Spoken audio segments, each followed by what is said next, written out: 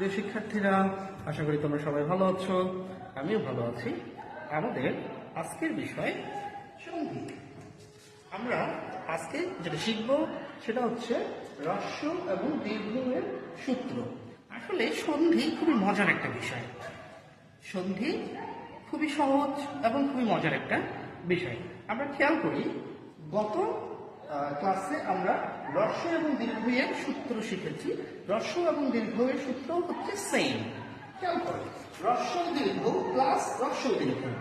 আমরা গত ক্লাসেই বলেছিলাম, যদি একই জোর দুই পাশে থাকে তাহলে কি হবে, দীর্ঘ যে বর্ণটি আছে তার কার পাবো আমরা। তার মানে হ্রস্ব এবং দীর্ঘের সাথে হ্রস্ব এবং দীর্ঘ যোগ করলে আমরা দীর্ঘকার পাবো, অর্থাৎ দীর্ঘ বর্ণটির যে কার আছে সেটি পাবো।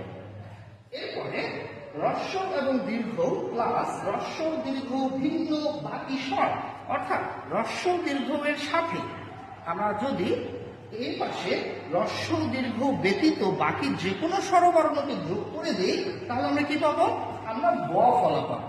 আমরা হ্রস্ব দীর্ঘই যখন যোগ করেছিলাম তখন কিন্তু হ্রস্ব দীর্ঘের মাধ্যমে আমরা জ ফলা পেয়েছিলাম, আর হ্রস্ব দীর্ঘের মাধ্যমে আমরা ব ফলা পাবো। তাহলে আমরা কি খেয়াল রাখবো যে হ্রস্ব দীর্ঘ এর মাধ্যমে জ ফলা পাওয়া সম্ভব, আর হ্রস্ব দীর্ঘ